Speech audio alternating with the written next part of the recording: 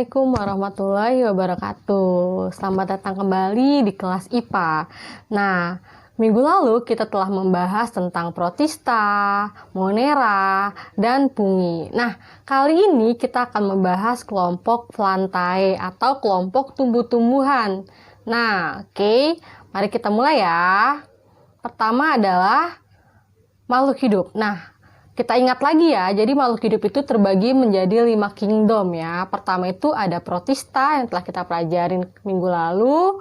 Yang kedua monera, yang ketiga fungi, yang keempat plantae, tumbuh-tumbuhan yang akan kita pelajari hari ini. Dan yang terakhir adalah animalia atau kelompok hewan yang akan kita pelajari di minggu depan. Nah, kenapa sih mereka dikelompokkan? Nah, jadi kelima kingdom ini atau kelompok ini diklasifikasikan berdasarkan karakteristik khusus atau khas dari setiap organisme-organisme yang menyusunnya. Oke? Nah, karena hari ini kita mau bahas tentang kelompok Plantae atau tumbuhan, kita mulai aja ya dari sekarang. Nah, jadi kingdom Plantae ini dibagi lagi loh menjadi 3 divisio. Nah, yang pertama itu adalah divisio lumut atau Birophyta. Yang kedua adalah paku-pakuan, Pteridophyta. Dan yang terakhir adalah tumbuhan berbiji atau Spermatophyta. Nah, kita bahas satu-satu ya. Nah, selain tadi pembagian 3 tadi, tumbuhan juga dibagi menjadi 2, yaitu berdasarkan morfologi atau susunan tubuhnya ya. Nah, kelompoknya yaitu pertama, tumbuhan tidak berpembuluh atau Talophyta. Nah, meliputi lumut atau Birophyta, oke. Dan yang kedua adalah tumbuhan berpembuluh atau Tracheophyta, yaitu paku-pakuan, Pteridophyta, dan tumbuhan berbiji, Spermatophyta. Jadi pembagian 3 yang tadi kita masukkan lagi ke dalam 2 kelompok besar, yaitu kelompok tumbuhan tidak berpembuluh dan kelompok tumbuhan berpembuluh ya. Oke, sekarang kita bahas. Nah, di sini ada skemanya nih, teman-teman. Di sini ada skema pengelompokan tumbuhan ya. Jadi ini anggaplah sebuah kerajaan tumbuhan ya.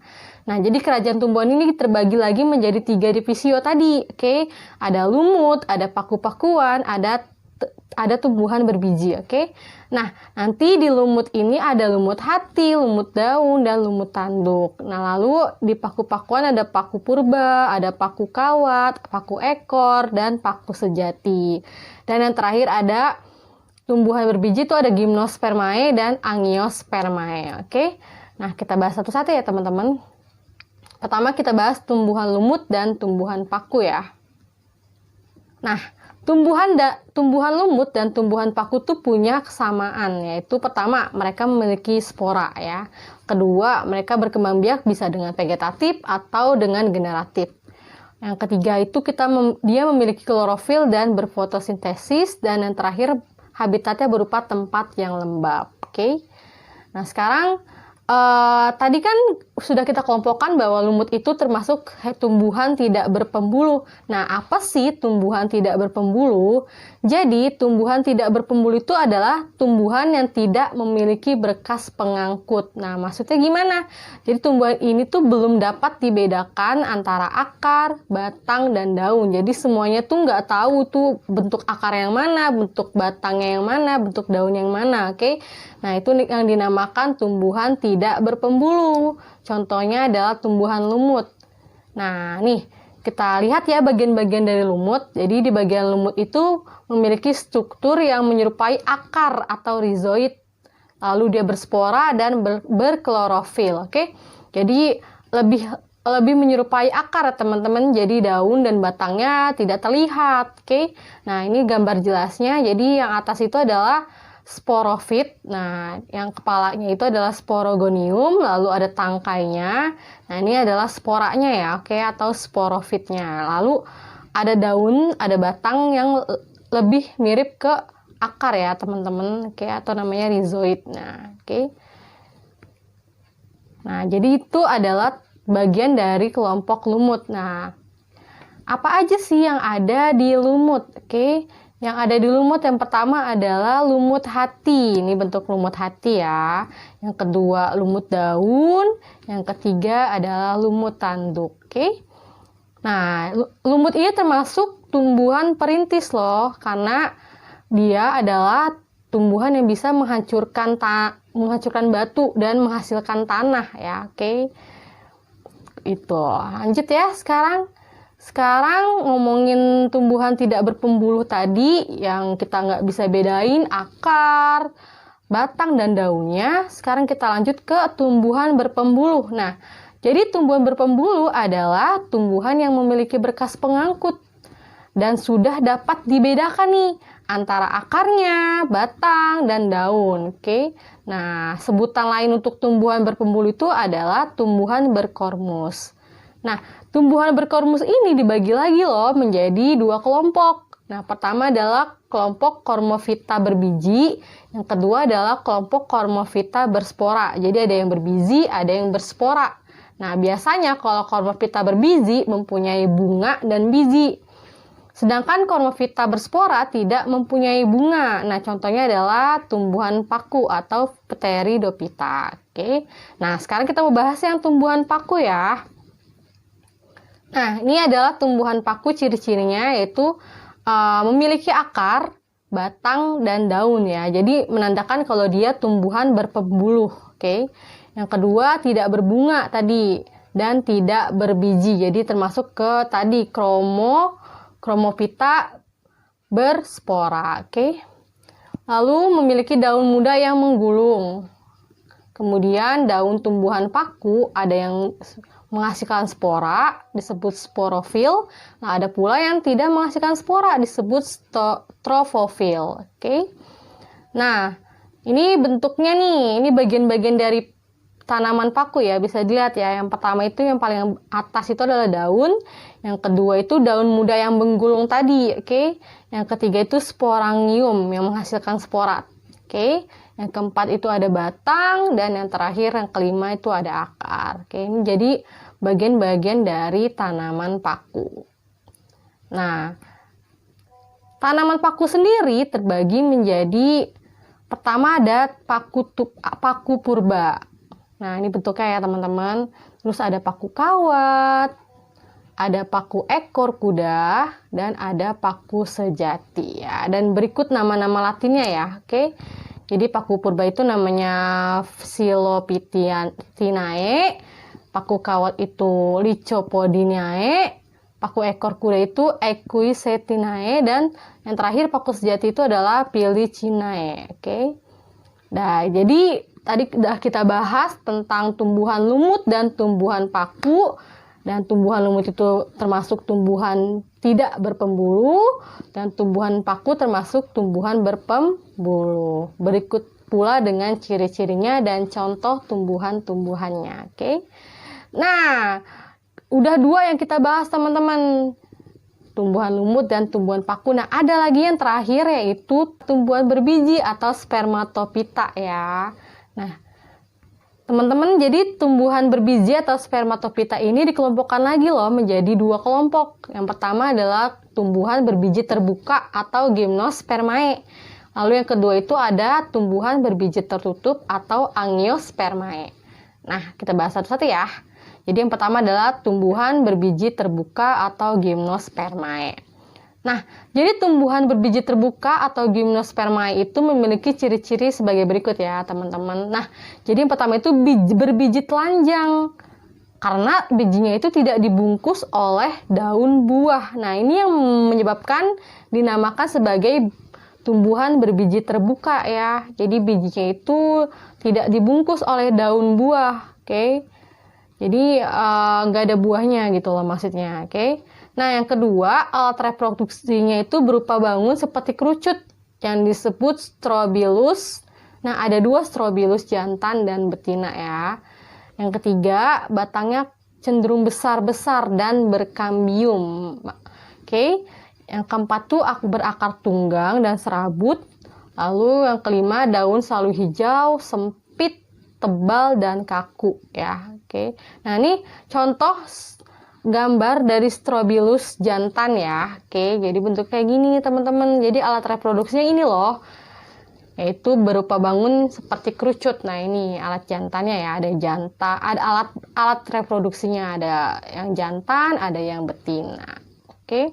Nah, ini contohnya nih teman-teman, contoh tumbuhan berbiji terbuka. Tadi ya katanya daunnya itu tebal dan kaku ya. Nah, kalian bisa lihat sendiri ya. Di sini ada contoh-contohnya, ada tumbuhan juniper, tumbuhan cemara, damar, dan terakhir pinus. Oke. Nah, sekarang kita lanjut lagi ke tumbuhan berbiji tertutup. Nah, apa sih dinamakan tertutup? Nah, sebutannya itu adalah Angiospermae dalam bahasa Latinnya ya.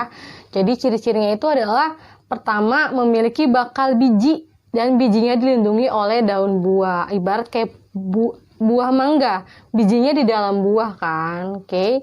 Nah, lanjut yang kedua, daun buahnya itu dikelilingi oleh alat khusus untuk membentuk struktur pembiakan, yaitu yang disebut adalah bunga. Oke.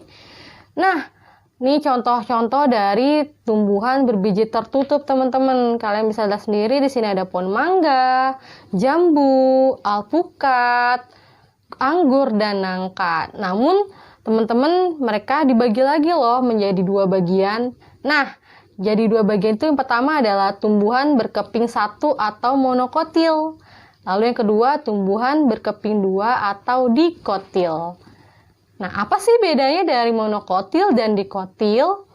Nah, jadi untuk tumbuhan berkeping satu atau monokotil memiliki ciri-ciri sebagai berikut nih teman-teman. Pertama, memiliki satu keping daun lembaga. Jadi bijinya itu cuma satu doang, bukan maksudnya satu biji doang di setiap buah ya, tapi satu keping doang loh. Jadi cuma satu plek gitu, oke? Nah, yang kedua biasanya berakar serabut, oke? Lalu yang ketiga, batangnya tidak berkambium, maksudnya itu dia tidak berkayu ya, cenderung basah.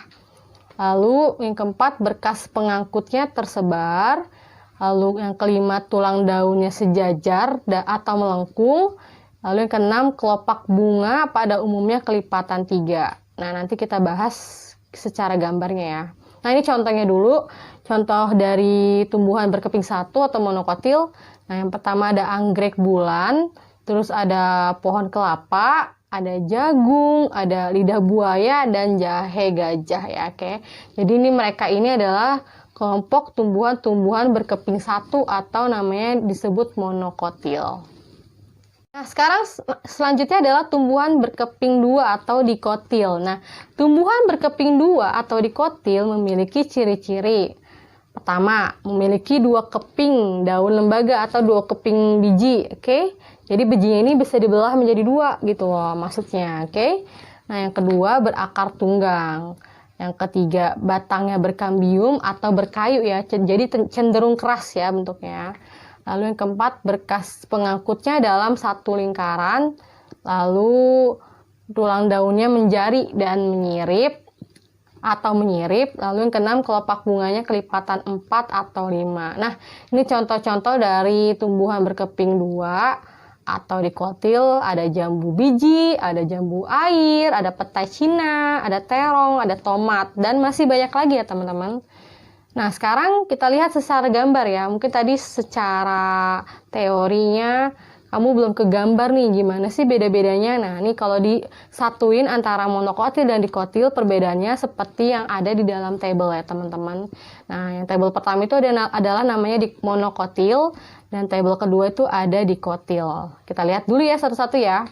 Nah, jadi untuk keping bijinya itu hanya satu kotiledon, oke? Jadi hanya satu keping. Nah, kalau untuk dikotil ada dua keping. Jadi ini biji bisa dibelah menjadi dua bagian, oke? Tuh, ini biji dibelah menjadi dua bagian, oke? Nah, sekarang secara tulang daun ya. Tadi udah dijelasin kalau daun monokotil tuh sejajar dan melengkung. Coba kamu perhatiin deh. Kayak tumbuhan padi, jagung, kebanyakan kan daunnya bentuknya seperti ini kan. Daunnya bentuk sejajar, oke? Lalu kalau dikotil, tulang daunnya kebanyakan menyirip atau menjari. Menyirip itu bentuknya nanti kamu bisa cari lagi di beberapa sumber. Jadi di sini contoh yang digambar itu adalah contoh yang menjari ya teman-teman. Contoh adalah contohnya adalah tumbuhan pepaya. Nah, pasti daunnya seperti ini nih teman-teman. Oke. Nah, lanjut adalah batang. Kalau secara batang tadi kamu bisa lihat di sini. Jadi berkas pengangkutnya itu tersebar di seluruh batang. Oke. Kalau dikotil dia akan berkas pengangkutnya akan tersusun hanya di dalam lingkaran aja. Nah, ini yang merupakan kambium, oke? Jadi yang menandakan kalau dia punya kambium atau lingkaran tahun. Jadi kalau kamu belah kayu tuh biasanya itu akan ada lingkaran-lingkaran tahunnya. Nah, itu namanya kambium, teman-teman. Nah, sekarang kita lihat secara bunga ya. Nah, kalau dari bunga monokotil itu terdiri dari 3 atau kelipatan perhiasan bunganya ya. Kamu bisa lihat ya. Kalau di contoh itu 6 ya. Berarti kan 6 itu kelipatan 3 kan. Lalu kalau untuk dikotil itu biasanya kelipatan 2, 4, 5 dan seterusnya ya. Nah, di gambar sini ada kelipatan 10 ya. Ada 10 ya. 5 sama 5 jadi 10, oke. Tuh, jadi itu adalah bunganya, oke. Lalu di bagian akar itu adalah sistem akar serabut nih. Maksud sistem akar serabut tuh yang seperti ini teman-teman. Dan kalau dikotil itu sistem akarnya tunggang ya. Oke. Jadi ini adalah perbedaan tumbuhan monokotil dan dikotil. Nah, sekarang kita mau menjelaskannya secara contoh dari tumbuhan masing-masing ya. Nah, ini adalah perbedaan ciri jagung dan kacang tanah ya. Jadi jagung itu tuh termasuk tumbuhan monokotil. Nah, lalu ada kacang tanah. Kacang tanah itu termasuk tumbuhan dikotil karena saat kamu membuka kacang tanah itu bisa menjadi 2 keping kan. Oke, nah kita selidiki satu-satu ya.